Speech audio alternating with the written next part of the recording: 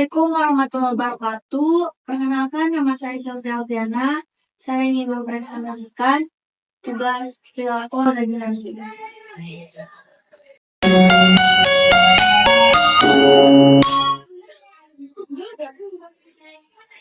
Perilaku organisasi adalah suatu disiplin ilmu yang mempelajari tentang perilaku tingkat individu dan tingkat kelompok dalam suatu organisasi, serta dampaknya terhadap kinerja, baik kinerja individual, kelompok maupun organisasi. Perilaku organisasi juga dikenal sebagai studi tentang organisasi.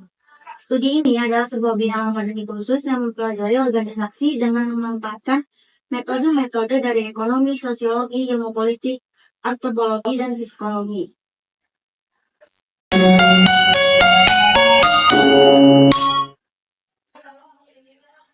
Pengertian stereotype. Stereotype adalah suatu proses yang cenderung melihat orang lain sebagai suatu bagian dari suatu kelas atau kategori.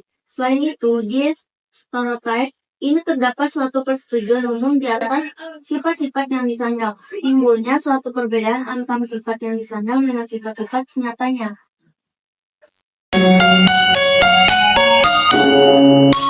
Bedanya, stereotype melihat seseorang itu berdasarkan atas suatu kategori tunggal dari suatu kelas atau golongan, sedangkan HLP melihat seseorang berdasarkan atas satu sifat saja.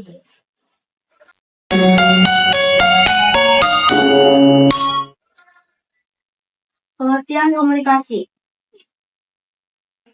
Komunikasi adalah suatu proses penyampaian dan penerimaan berita atau informasi dari seseorang ke orang lain.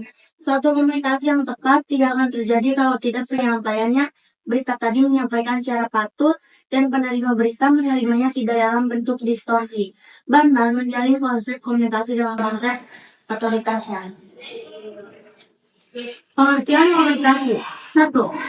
Saluran komunikasi itu harus diketahui secara pasti. 2. Sebelumnya harus ada saluran komunikasi formal pada setiap anggota organisasi. 3. Jalur komunikasi itu seharusnya langsung dan sependek mungkin. 4. Garis komunikasi formal keseluruhannya hendaknya dipergunakan secara normal. 5. Orang-orang yang bekerja sebagai pusat pengatur komunikasi haruslah orang-orang yang cakap. 6. Garis komunikasi seharusnya tidak mendapat gangguan sementara organisasi sedang berfungsi.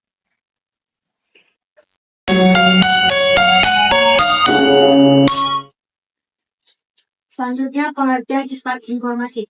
Telah banyak diketahui bahwa komunikasi itu sangat dipengaruhi oleh beberapa faktor. Antaranya, orang yang berkomunikasi, motivasinya, latar belakang pendidikannya, dan prasangka pribadinya atau personal bias.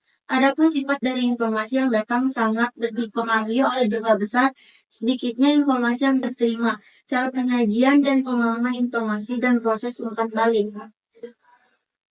Ketiga faktor yang mempengaruhi informasi tersebut dapat disebut dengan istilah lain kelebihan informasi atau overload, pengertian, dan feedback.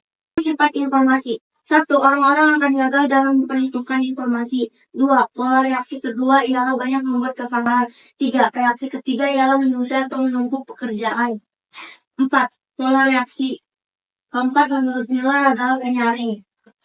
5. Pola reaksi kelima ialah seseorang cenderung menangkap informasi pada garis besarnya saja.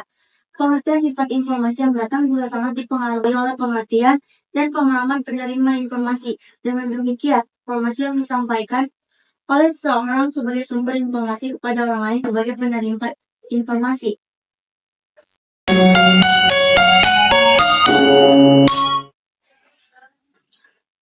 Komunikasi organisasi. Untuk membedakan komunikasi organisasi dengan komunikasi yang ada di luar, organisasi adalah struktur hierarki yang merupakan karakteristik dari setiap organisasi, perilaku orang-orang yang berada di luar organisasi.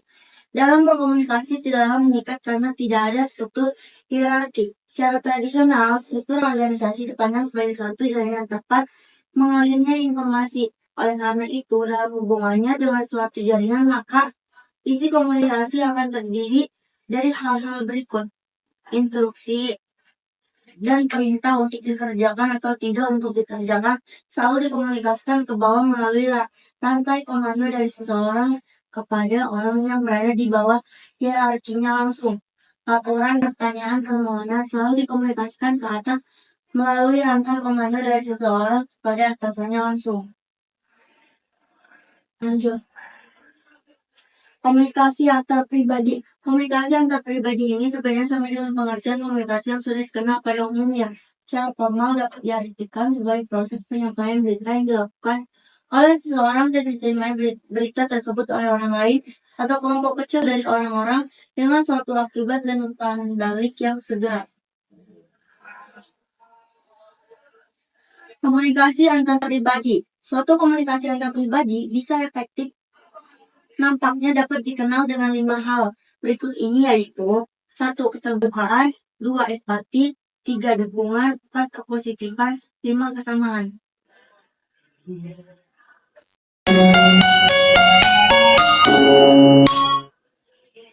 Pengertian homopili dan heteropili dalam komunikasi antar pribadi.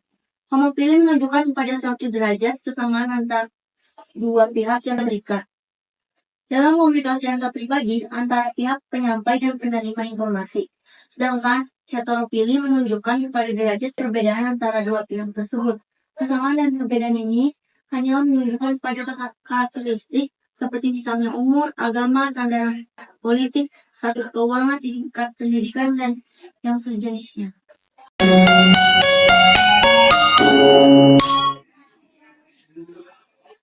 Adapun tujuan mempelajari perilaku organisasi adalah tujuan menjelaskan, tujuan memprediksi, dan tujuan kontrol atau pengendalian agar membaca situasi fenomena atau kejadian yang terjadi pada organisasi tersebut. Tingkatan analisis dalam perilaku organisasi menganalisis perilaku organisasional dalam tingkatan individu, menganalisis perilaku organisasional dalam tingkatan kelompok, menganalisis perilaku organisasi dalam tingkatan organisasi. Implikasi manajerial yaitu mengulas atau membahas tentang kesimpulan atau akhir dari penelitian. Demikian materi yang saya paparkan. Kurang dan lebihnya mohon dimaafkan. Assalamualaikum warahmatullahi wabarakatuh.